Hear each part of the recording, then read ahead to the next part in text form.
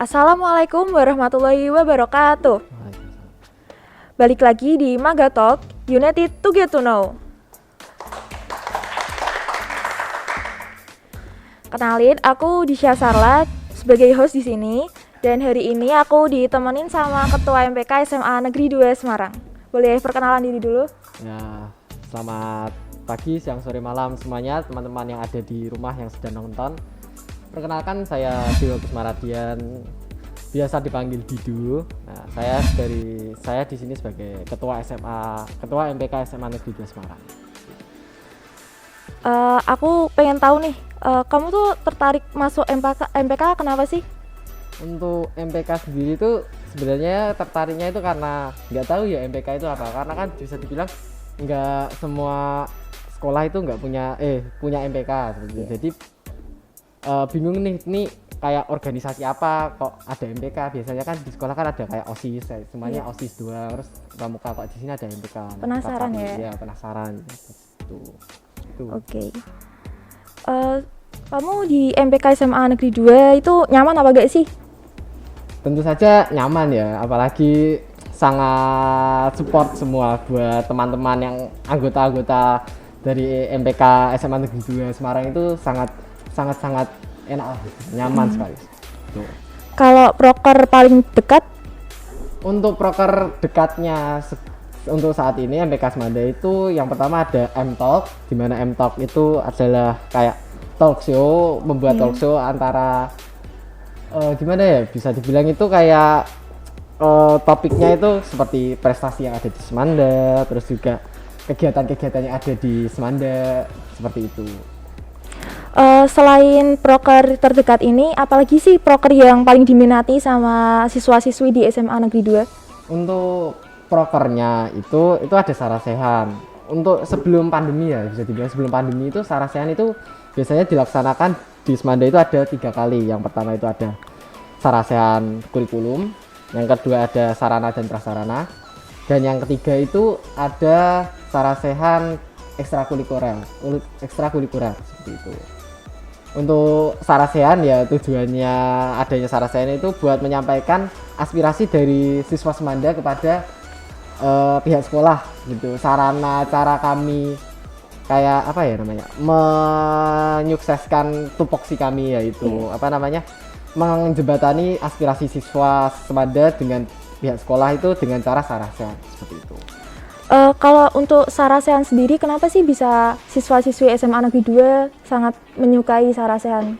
Untuk bisa dibilang sangat menyukai atau bisa dibilang sangat dinanti ya, bisa dibilang karena cara siswa untuk, kan biasanya kalau siswa menyampaikan secara langsung kepada guru-guru kan tidak sepenuhnya bisa ya, karena misal ada guru yang galak, terus juga susah untuk menerima saran seperti itu. Makanya dari sini MPK Semanda itu ngadain tuh buat cara agar teman-teman di SMA Negeri 2 Semarang itu dapat menyampaikan aspirasinya. Maka itu mungkin bisa dibilang dinanti ya, karena sama teman-teman SMA Negeri 2 Semarang, agar kayak bisa dibilang lebih baik lah ke depannya seperti itu. Iya.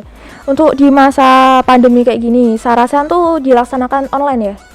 Ya, untuk saat ini akan dilaksanakan online seperti itu. Kalau semisal di masa pandemi kayak gini tuh SMA Negeri 2 lagi sibuk ngapain sih? Untuk sibuk ngapain tuh kami lagi, yang pertama ya istilahnya untuk sibuknya seperti sibuk pada biasanya, cuman tambah sibuknya itu karena bisa dibilang setiap siswa kan tidak setiap sekolah ya terutama ya kan masih baru nih dengan yang namanya pandemi, jadi masih istilahnya mikirin bagaimana cara menyukseskan proker-proker setiap sekolah agar terlaksana lah di pandemi seperti ini. Nah, sama halnya dengan SMA Negeri 2 Semarang, MPK SMA Negeri 2 Semarang, kami mungkin lagi sibuk cara mengimplementasikan proker offline itu dalam online seperti itu.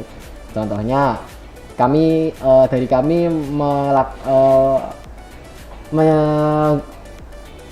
menggunakan kayak proker yang namanya itu podcast. Nah, bisa dibilang M-Talks tersebut adalah proker terobosan kami.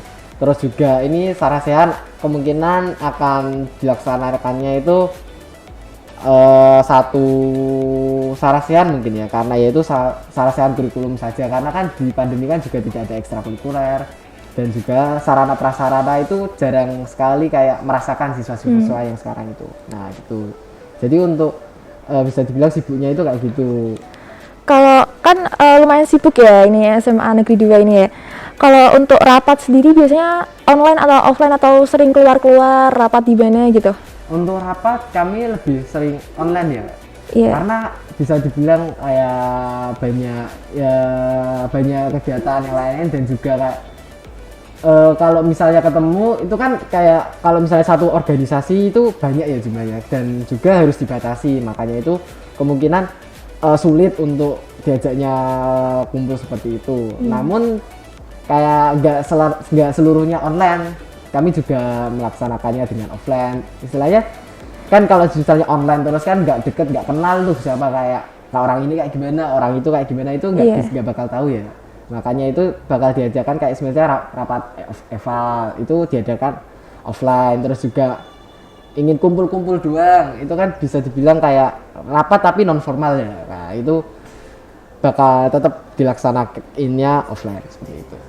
Kalau untuk struktur organisasi di MPK SMA Negeri 2 Semarang sendiri nih, gimana sih bentuknya, terus apa aja strukturnya dari tugasnya atau fungsi-fungsinya, bisa dijelasin? Untuk struktur organisasinya sendiri itu, terus sebelumnya itu dari MPK Semada itu dalam satu periode itu ada 2 angkatan.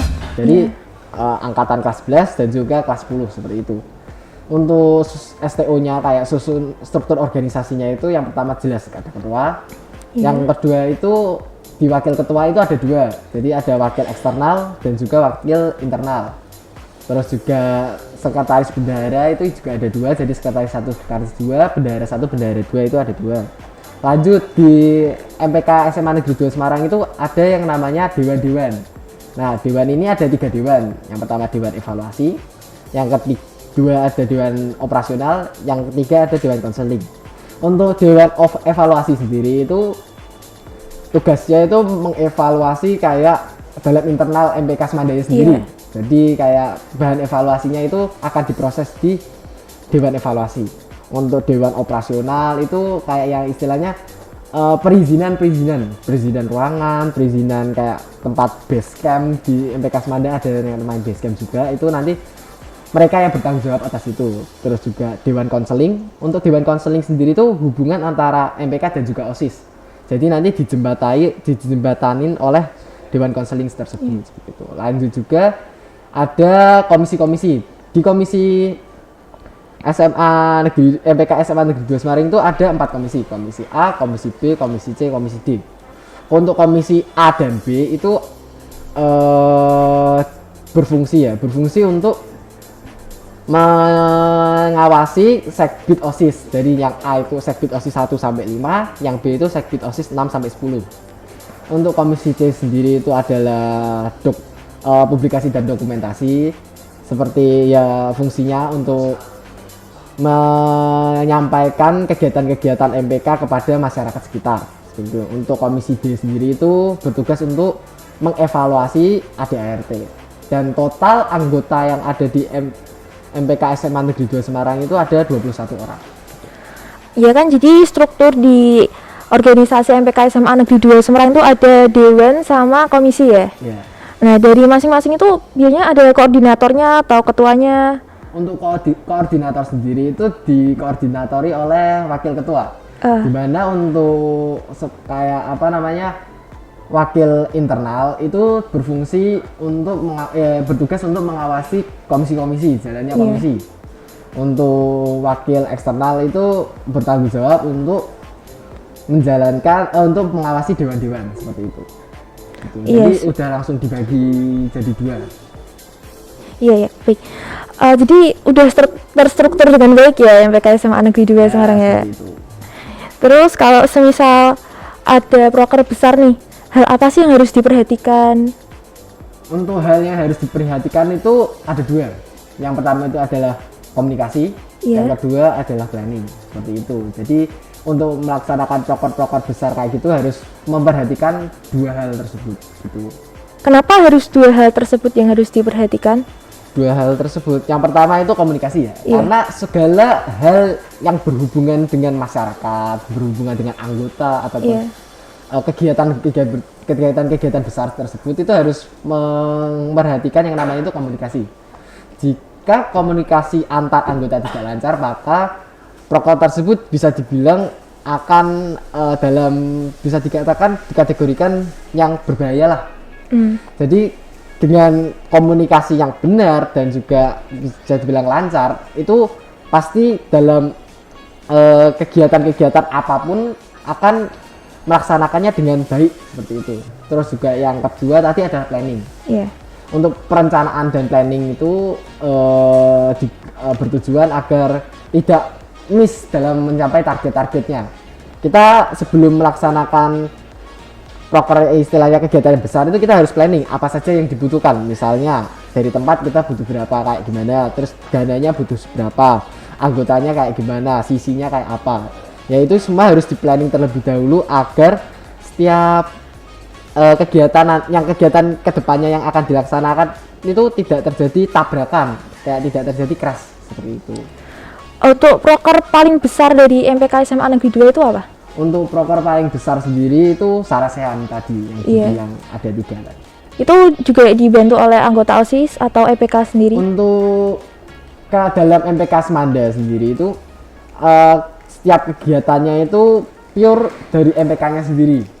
Untuk OSIS akan diundang biasanya itu sebagai bintang tamu ataupun sebagai perwakilan, mesti diundang seperti itu.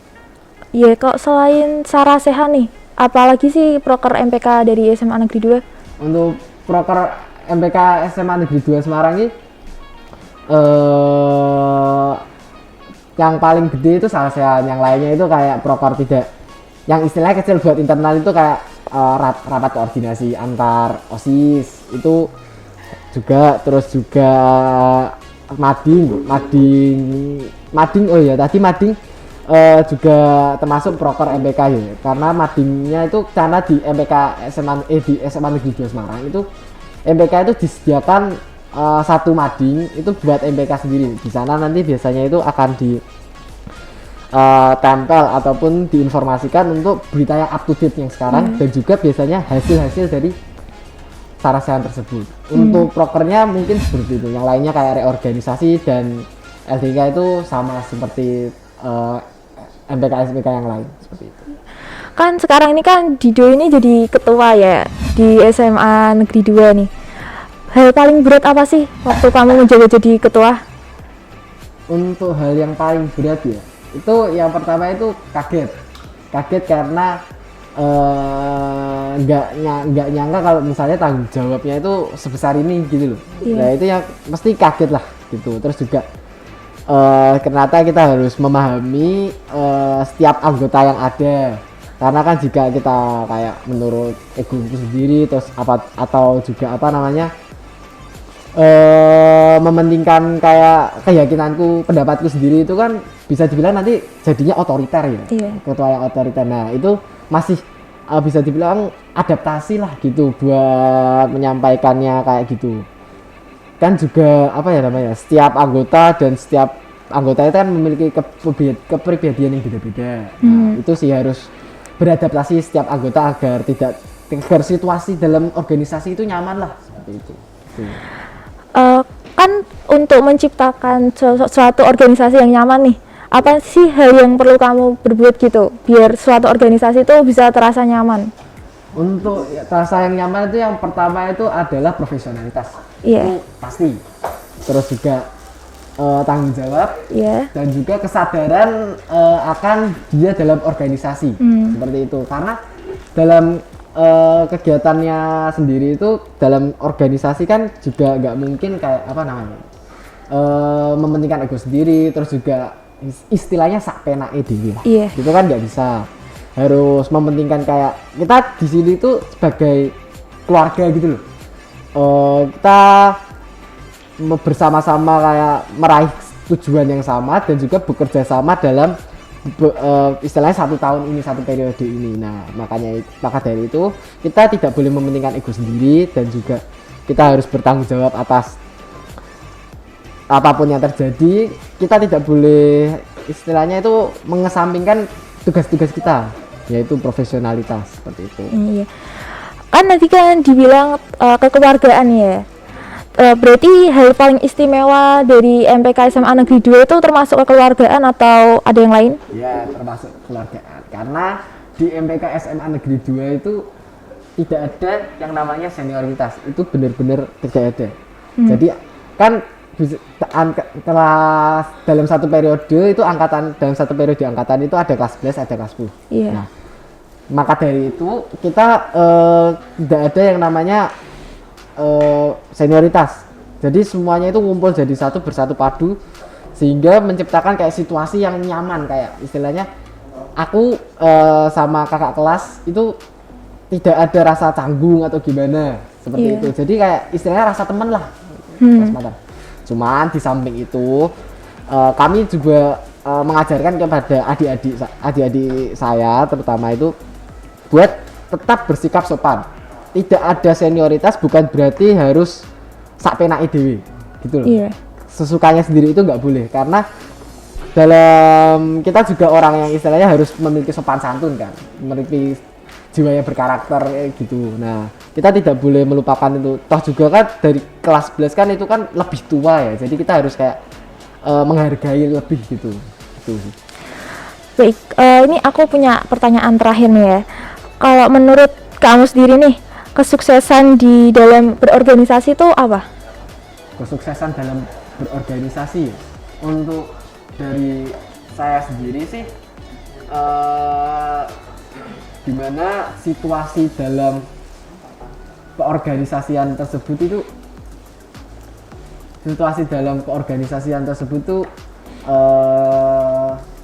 nyaman lah seperti itu. Karena kalau misalnya situasi dalam organisasi tersebut nyaman, kita jadi semangat nih, kayak bisa dibilang ada semangat di dalam organisasi tersebut. Jadi ya itu sih, dengan kenyamanan tersebut organisasi itu akan bisa dibilang lancar lah dalam melaksanakan apa gitu. Jadi itu penjelasan dari Ketua MPK SMA Negeri 2 Semarang ya. Sekian untuk podcast hari ini. Jangan lupa follow Instagram Magapas di @magapas_official dan subscribe YouTube Magapas. Sekian dari saya. Maaf jika ada salah kata. Wassalamualaikum warahmatullahi wabarakatuh. Waalaikumsalam. Pada saat itu jujur-jujuran aja, karena di SMK 7 itu syarat utama namanya aja majelis perwakilan kelas, otomatis